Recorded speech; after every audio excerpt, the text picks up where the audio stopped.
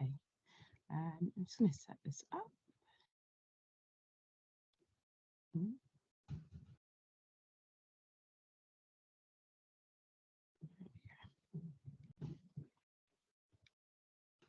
Okay, so today I'm going to be providing you a presentation on supporting Black boys in the UK education system. My name's Naima Fowlis and I'm a trainee clinical psychologist. I'm currently training at Royal Holloway in my second year, and I'm just finishing my placement here in First Steps. So the reason why I've been inspired to look at this topic and share it with you is that I think it's something that is kind of prevalent in society today. In terms of the topic of how Black boys particularly are in need of support, and in terms of how it relates to First Steps, we're working with schools within our WAMS roles and working in partnership with schools, and just to kind of have a think about the certain referrals that are coming in and what we can do to support Black boys. So a bit of kind of overview of what I'm hoping to cover in today's presentation. We're looking at the background and context of this topic, so the inspiration and the history, also particularly looking at exclusion rates and how that's related to the adultification bias, which is a term you might be familiar with. I then want to move us on to looking at the statistics and the stats of those kind of exclusion rates and other things that are kind of cropping up that we're seeing is related to Black boys in the education system. Moving on then to the impact that these things have, how it's related to safeguarding issues and the impact as well that the treatment of Black boys has on their mental well-being, and finally looking at what we can do. So specifically looking at systemic change and how we can combat that systemic racism within our profession. So why this and why now? As I was mentioning before, Black boys in the UK face serious negative narratives and discourse, which aren't only in the education settings, but also in society as a whole. And we as educators and mental health services are very much aware of these narratives. We work within these narratives. So, you know, we're aware that Black girls are often labelled as potentially loud and sassy, whereas Black boys are perceived by teachers as being more likely to misbehave and also to be more violent. So being aware of these kind of narratives being related to Black boys and how that then hinders or impacts on how they're treated within the education system in the UK is one of the reasons why I think it's so important that we look at this topic today. Another reason that I think it's super important to look at this topic, especially now, is recognising that racial disparities in school exclusions remains a massive issue. We'll move on later on in the presentation to looking at the kind of large disparity in those exclusion rates. But even though there's kind of emerging conversations and targeted initiatives to help support Black boys in their educational outcomes, we're still seeing those racial disparities. A organisation in particular is No More Exclusions, which is a Black-led grassroots coalition movement, which is set up in order to kind of raise some awareness and understanding again of the experiences of Black boys who've experienced oppressive education and exclusion. So there are organisations out there, but we're still seeing those racial disparities.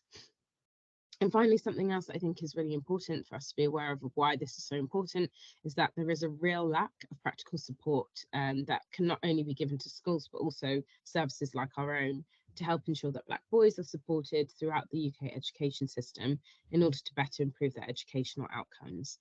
I think one of the things we're mostly aware of is that some people are aware that there is an issue, but then they lack knowing what can be done in order to change things. Again, another reason why this topic looking just exclusively at Black boys for now is really important is that we are now seeing that Black girls and brown girls are being excluded at much higher rates. Excuse me, sorry. So despite that, I think the rates are still higher in Black boys. So that's why this topic is being particularly focused on Black boys, but we should hold Black girls in mind as well.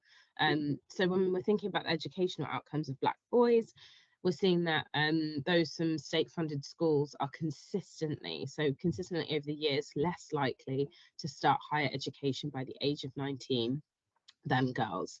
And we're seeing that that's particularly very high kind of changes in the Black Caribbean population as well. And when we're looking at exclusion rates, Black boys again continue to face much higher rates of exclusion overall. So again, that's why there's this focus for now. But again, it's really important to recognise that the exclusion rates of girls is increasing at a much higher rate just over the last 5 years than boys. So even though it's higher rates of exclusion in Black boys, we are seeing that permanent exclusion of Black girls is raising at a more rapid rate. And that's something that's really worrying to see. So looking at the kind of background and context, where is this coming from? Where is this kind of kind of racial disparities, the mistreatment of Black boys? Where has this kind of come from? And if we take ourselves back to the 1970s, a gentleman called Bernard Cohen wrote a book as an attempt to explore with Black parents and the Black community generally some of the reasons for the abysmal kind of failures of the British school system towards Black children. And some of those failures highlighted that there were racist policies and practices within their education system and those who were in positions of power at the time. So those are things that were kind of keeping the system the same. There's also racism within the curriculum itself. So the actual reading materials which the children were obliged to use were racist. Not non-surprisingly, this was related to Black boys and Black children experiencing poor self-image, poor self-esteem, and poor self-belief, and this being experienced by the vast majority of Black children. And just thinking again about the consequences of not only their school life, but their life later on. And related to that as well was that there were low teacher expectations and kind of, again, the impact of the kind of the destructive force that this can have on not only a child's self-esteem, but again, thinking about their educational outcomes. If you think about the history as well of the country and the history of education as a whole, it's very much linked to the history of eugenics, which again, I'll kind of touch on throughout this presentation.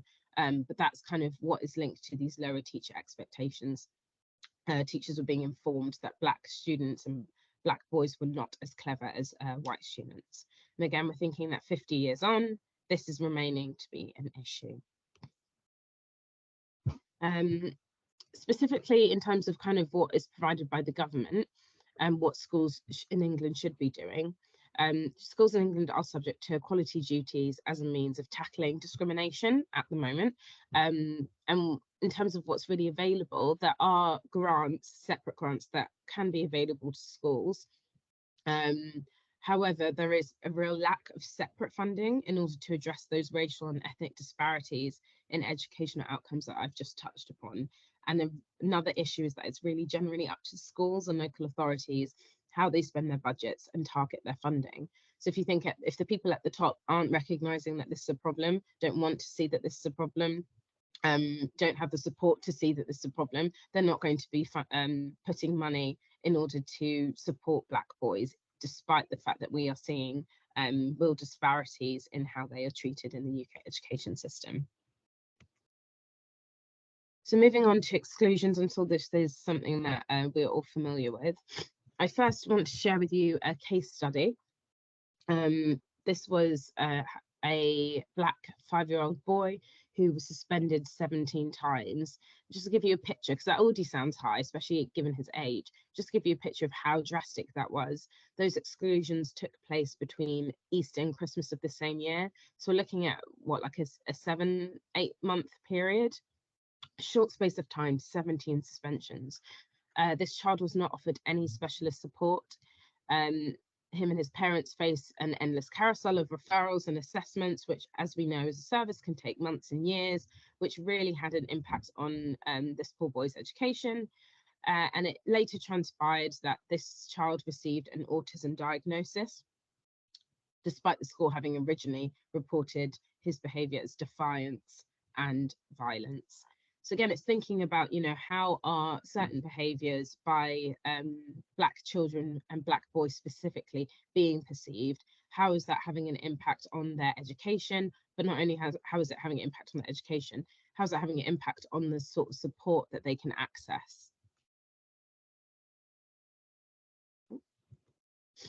So looking at school education, school exclusion, again, you might be familiar. These are a form of drastic disciplinary action that removes children from the classroom and education altogether sometimes.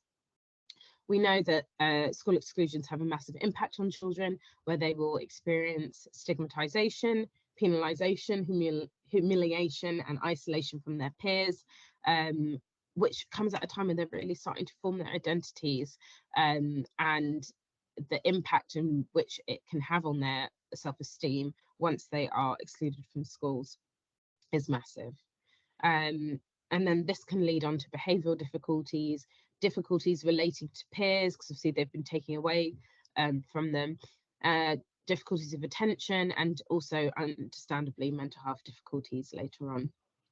It's also really important to think as well about the impact of intersectionality and how gender, sexuality, religion, and social class might also contribute to school exclusions when we're thinking about how children might be stigmatized and how their behaviors as well might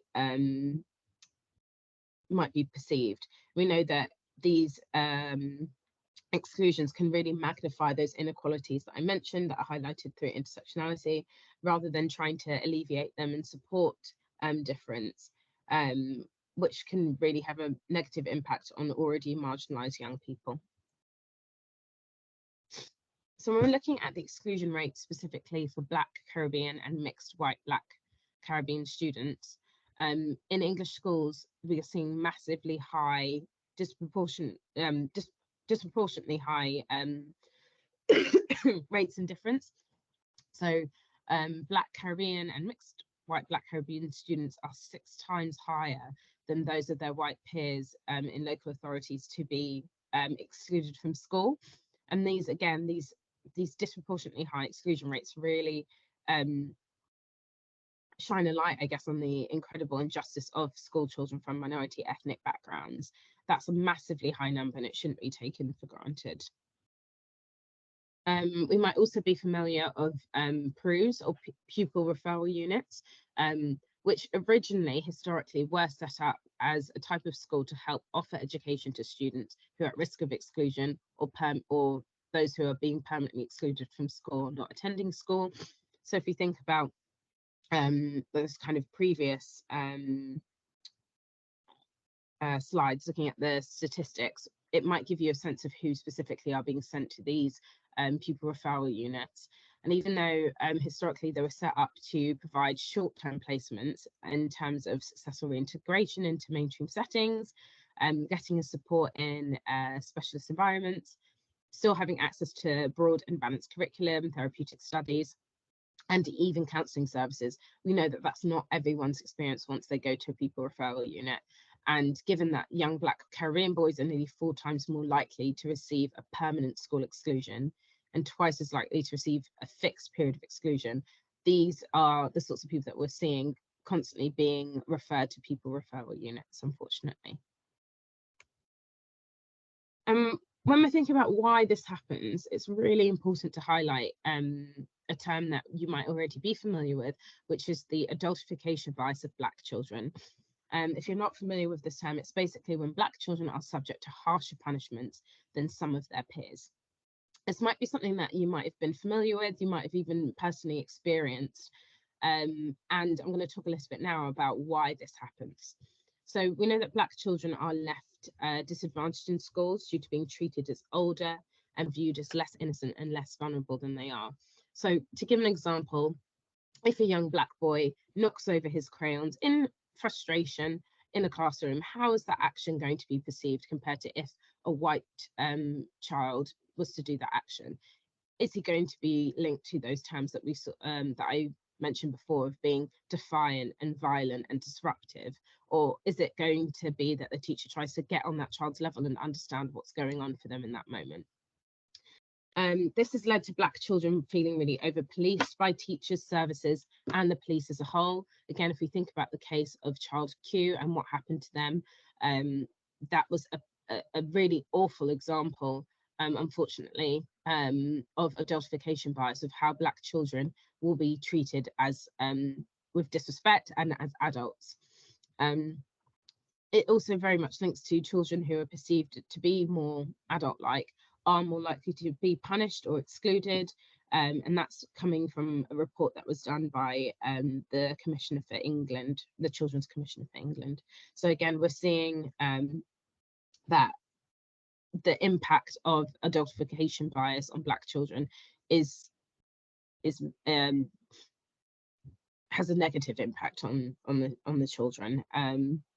And we're also recognising that the Children's Commissioner for England is now wanting to draw attention to this, and has actually called for the banning of all primary school exclusions by 2026, again because of this awareness of Black children being treated more adult-like.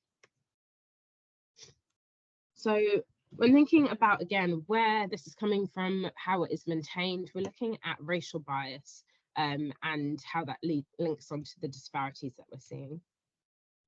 So ethnic and racial disparities in achievement is, again, something that you might be aware of if you are working within schools, with young school children being led to having more negative educational trajectories, which again results in poor outcomes in later life. So there is emerging literature suggesting that teachers' expectations of pupils' achievement levels or attainment levels can really shape the poor outcomes for Black children and other children from the global majority.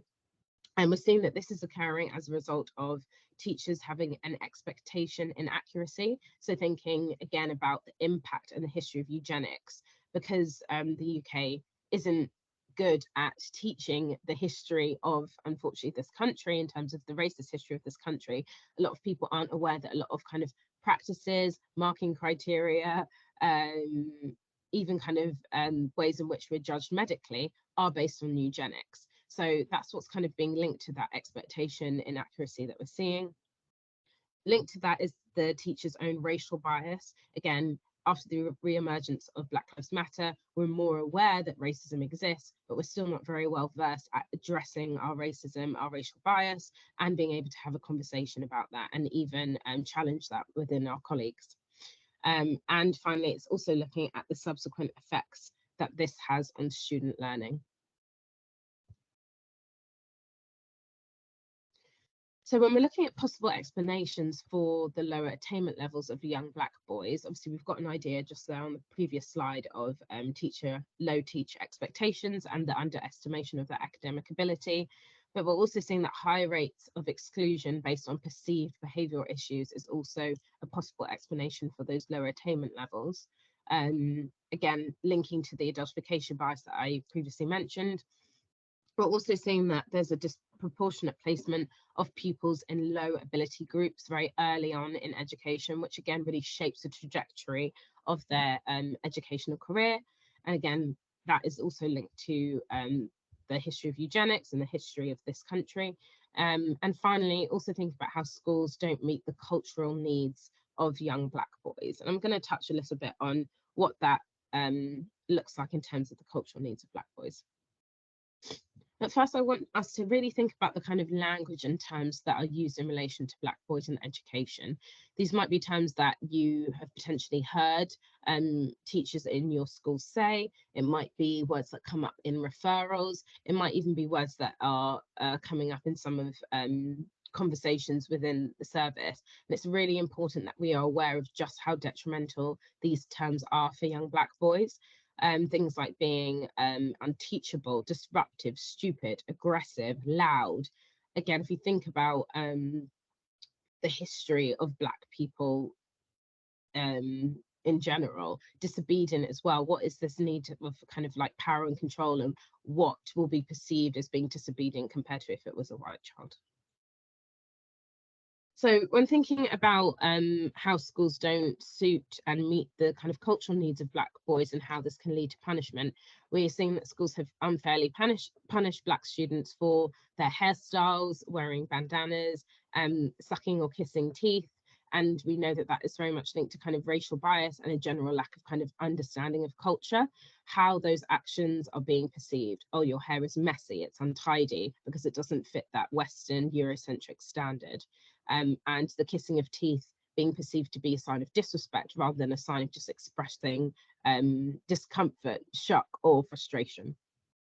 So we know that these disparities do not exist due to an underlying propensity of Black boys causing trouble, but are more likely due to educators' perceptions of those actions, which are very much based on those social narratives, that language and those terms that you saw on the previous slide of Black boys. How they are constantly being framed as fundamentally disruptive, hopeless, and inferior, regardless of what they do.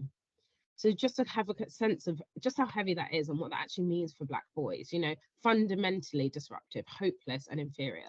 What impact is that having on the self-esteem of young Black boys in the UK?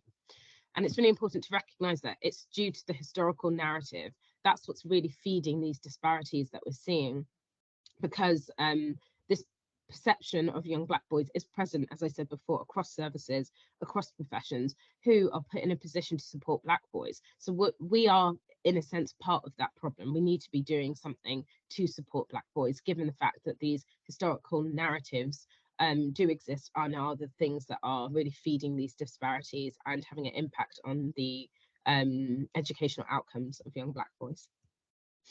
So that brings us on to think about the impact.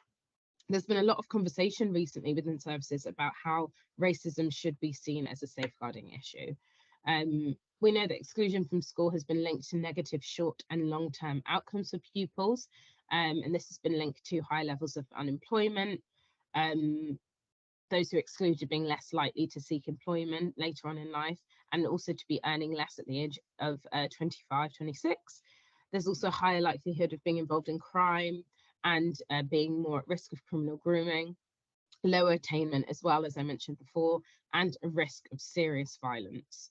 So if we saw that kind of even separate to outside of this topic that we're discussing, there would be no question that this would be a safeguarding issue if we knew that children were at risk of these things.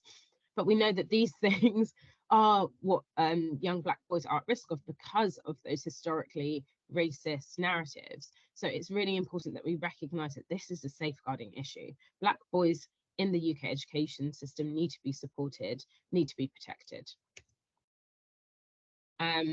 And again, I'm sure no one will be surprised to really understand that there is an impact on Black boys' mental well-being because of this. There's been a clear bi-directional relationship between the experience of exclusion from schools and subsequent mental health difficulties. And we're seeing that boys who are excluded from early years of primary school have then started their secondary school careers with significantly poorer mental health. So it has a massive impact. We know that secondary school, it's the start of kind of adulthood, a start of careers, potentially for the future, and the impact of what that means for children when they start off with poor mental health, before a time where they're going to have to be taking very serious exams that then impact the rest of their lives. We also know that exclusions, particularly if they're permanent, really have a disruption on peer relationships and self-image. They can increase social isolation and also lead to predisposition to the development of anxiety and depression. And again, this is from research just done in the last few years. So what is needed? Again, I was mentioning before, a lot of the time we focus very heavily on what's going on, why these things are happening, but it's really important we recognise that change can be done in order to combat these experiences of young Black boys, and that is very much linked to systemic change. So when thinking about how we as professionals or how schools can support Black boys, it's thinking about how we can change school culture for the better. So it's thinking about how culture change is really urgently required to help support young Black boys. And some of the recommendations that have been made is having a strengths-based focus, which really looks at uplifting young Black boys. So thinking about how teachers can create culturally and psychologically informed environments in the classroom in order to break down any kind of resemblance of negativity that Black boys might be facing outside of school. And this is something that psychologists can really work with schools in order to do to help support teachers to do this and back it up with research as well. It's also thinking about where the achievement of Black pupils sits on the school development plan. So how schools can kind of think strategically about who is the champion for Black boys' achievement within schools, how the schools potentially engaging with the Black community to show that this is something that they genuinely care about, want to invest in, and kind of, yeah, understand how, given those disparities and who seeks higher education following the end of school, how that can really be put on the agenda as something that can be changed and can be supported and cultivated in a safe and supportive environment. It's also really important to think about not labelling Black boys. I just mentioned before about engaging with Black communities and how that could be done through working on the kind of Black boys' achievement plans within schools. But it's also really important that when working with Black communities, we can really think about how we can work to keep and also avoid labelling Black boys. So really thinking about how each day at school can be seen as a fresh start, how some students, you know, that might be labelled as troublemakers can start to see themselves as only that, and really trying to bring through the message that it's never too late for a young person to really alter their behaviours with the right support and not to be prejudiced for the rest of their lives. There also needs to be better representation in senior leadership of Black boys so that they can have a sense of positive role models within the school. Also see that they can be provided with a level of respect as well. So these are all kind of changes to school culture that we as professionals can support schools with, potentially raise their awareness about and potentially work towards as well. Something else that is also recommended is race equality training. We're really seeing a lot more of that again since the re-emergence of the Black Lives Matter movement, but it should be a key foundation of anti-racist education and be set at really improving the racial literacy of all staff at all levels within school or setting. We know that when people have the language to recognise discrimination, racism, they're more likely and more confident to be able to change things. So some of the recommendations include school leaders accessing, as I mentioned, whole school training around race equality, but it also being a core aspect of all teacher training. So when people are training to be teachers, are they being informed of these kind of disparities that we're seeing, of racial bias, and what can be done about it? And most recently in 2022, the Ealing Learning Partnership have established a No Learner Left Behind project, which is a programme that basically offers training which aims to raise awareness of issues relating to unconscious bias and racial identity. I've got this in the references at the end. I would really recommend looking it up and seeing how some of these things can be applied within schools. I'm going to tell you a little bit about it now. So it involves two phases. The first phase involves awareness raising training. This training raises awareness of unconscious bias, things like microaggressions and racial identity, and the impact of on life that this has for Black children and young people. So again, thinking about that racial literacy, once teachers are more aware that these things are happening, they will hopefully then be in a position where they can actually do something about it. And that's kind of backed up by phase 2, which is by providing knowledge gaining training. So it's aimed at kind of filling the knowledge gap that a lot of people who've been educated in the UK have in regard to Black history and Black contributions to society. And again, this is hoping to kind of address those racial biases. If people are more aware of kind of Black contributors to history, not only can that question the kind of eugenic history that is fed to us, but they can remind Black students, Black boys particularly, of role models in history that has been unfortunately erased from our classrooms. Taking it back to specifically what we can do is really consider the referrals that come in, and not only considering those referrals, but considering our approach to those referrals and also the clinical cases that we have. It's really important to recognise how clinician bias contributes to the racial inequalities that we see in referrals. So Black boys being more likely to be having referrals for challenging behaviours or emotional dysregulation. Again, if you think about that violence, defiance language that was used in that case study. So it's really important to recognise that historically, and we're seeing consistently through research, that there is evidence that has indicated that white clinicians in particular hold negative implicit racial biases and explicit racial stereotypes of Black children and Black people as a whole, that there's implicit racial biases that exist, again, independently and in contrast to the kind of explicit conscious racial attitudes. So even, you know, you'll hear those terms of, I'm not racist, but people can still work within a system or make decisions that are very much based on racial biases. And we know that the influence of racial bias in clinical decision making can impact on behaviour during encounters with Black patients. So it's really important to be aware of what we aren't aware of and how that can be played out in a clinical setting. And we're only going to be able to, again, really change things by recognising that regardless of whether or not we see these behaviours as wrong, we might still be working in a way that is unfortunately implicitly racially biased. Again, thinking about the lack of education, the lack of language that white clinicians and white people in the UK have to be able to really support their Black and brown allies and peers. So thinking about this in a bit more detail, it's really important that clinicians consider the moral responsibility and accountability that they have in order to rectify these unjust practices. So we all know the kind of setting and climate that we live in. We know that racism exists. Rather than getting bogged down in those conversations of, am I racist, am I not racist? What can actually be done in order to really change things? So it's really important to consider the setting of the encounter. What kind of service are you working in?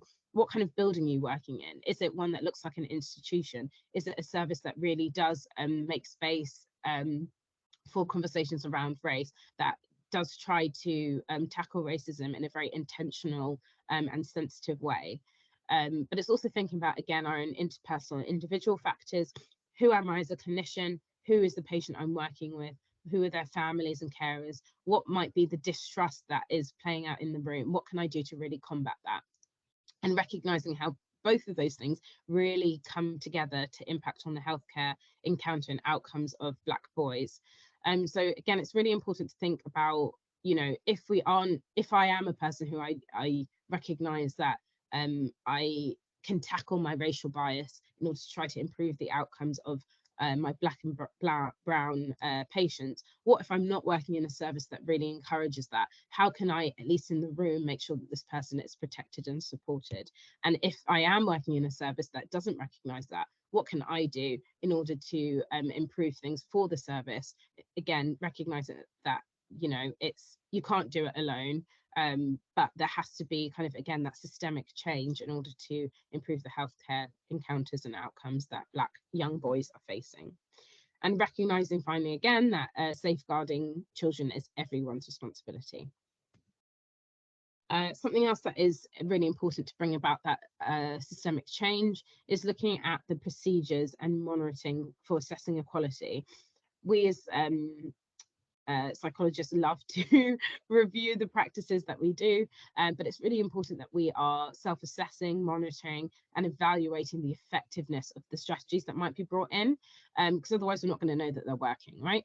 So it's really important to think about how we can use things like a universal code with clear criteria set out. And again, these are the things that can help build people's confidence. If people are starting off with not a very great knowledge of how to really change things in terms of kind of racial bias and how to prevent discrimination, having a clear criteria can really help people work towards those goals of reducing and preventing that bias and discrimination. If there is kind of systematic collection of data on race, we're getting a better sense of where those disparities are coming up and cropping up, where they're cropping up, and then that can inform what we can then do about it. We can use frameworks for data collection in order to monitor inequalities, just to make sure that they're robust. And then through that, hopefully we can provide kind of targeted feedback targeted solutions, and also just have that accountability held in order for improvement. So as I aforementioned, it's really important that we work with intention in order to improve these things. It's not enough anymore to just say we're aware that this is happening. We need to be doing something about it and hold ourselves accountable. And finally, something that, again, I'm sure isn't going to be a surprise to anyone, is thinking about our own professional characteristics. We have the power, at least, even if we don't work in services that really want to change things, or, you know, looking at the government, if we're working within a country and a government, under a government that don't want to change things, don't want to provide funding to change things as a whole, it's really important that we bring it back to our own professional characteristics and what we can then influence. In terms of the likelihood that racial biases will be activated and will lead to kind of negative judgments and behaviour. So it's really important that we are aware of racial inequalities, and just by, you know, having an understanding that people are treated unfairly due to their race and ethnicity. That's the basic. Once we're aware of that, we can really work off of that. If you are blind to it, if you don't want to hear it, there's nowhere to go, right? There's no shift. We need to be aware that these racial inequalities exist in order to then be able to be more aware to kind of pick them out in the referrals, recognise when it's playing out in our schools, recognise even when it's playing out in the room.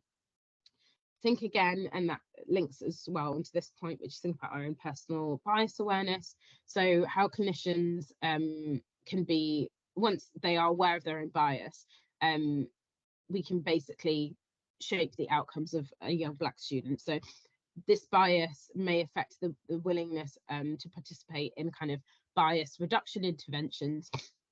So if someone is very worried about their bias, they might say, well, I don't want to change things. It's uncomfortable for me. And that can be really difficult. How do we circumnavigate that? How do we challenge that within our colleagues, also within ourselves? And it's moving past that level of feeling uncomfortable, again, looking at the bigger picture and looking at the impact that staying stuck can have on young Black boys. So I'm thinking about the motivation to control prejudice. So really thinking about, once we have the motivation to change things, we can then change things. Motivation is a massive factor. Again, we know that as psychologists, but once we have the motivation, we have the power to change things as a whole. And finally, thinking about empathy and perspective taking. And again, these are all skills that we've learned during training, and it's what we can do within the room when working with clients. So having empathy to be like, you know, you are in situations, in systems that are working kind of against you, that must feel really difficult for you, and taking their perspective. So, you know, thinking about how perspective taking can really be shown to reduce bias towards a range of stigmatized groups. And it will also allow for trust to be built within that room. So just some final thoughts. I know I've covered a lot today and I hope it's been helpful for everyone. But I really just want to kind of finish with these messages. A few slides before, I put up some words and language and terms that's been used in reference to Black boys in their education system. I just want I want these to be the takeaway terms, basically, from today. So thinking about how we can empower, uplift, listen to, advocate for, build trust with, overcome cultural barriers, support, celebrate culture and identity with young Black boys in the UK education system that we are working with. And in order to do that, I think it's so important. And the message that I really want us to finish on today is thinking about how we can adopt a strengths-based focus in order to do that. So again, I really hope today has been helpful, and that you hopefully learned something new. And if not, if you haven't learned something new, that it has been a kind of a helpful refresher and has given you some ideas on what you can share with colleagues. And I'm just going to leave you for a moment with these discussion points and considerations to discuss amongst yourselves. So just wondering if you have witnessed disproportionate exclusions, inappropriate referrals, any adultification in your schools and services, and if so, how this is managed. Wondering if you feel equipped to help and support young Black boys and their families and carers, and thinking about how your schools and services can do better to support young Black boys. So if we really think about that empowerment work, thinking about strengths-based focus, therapeutic work, how that can be used. Thank you so much for your time today. I've got the references at the end. Please do check them out. There's some really important work that is being done that I've highlighted throughout the slides. So thank you so much for your time today, and have a good day.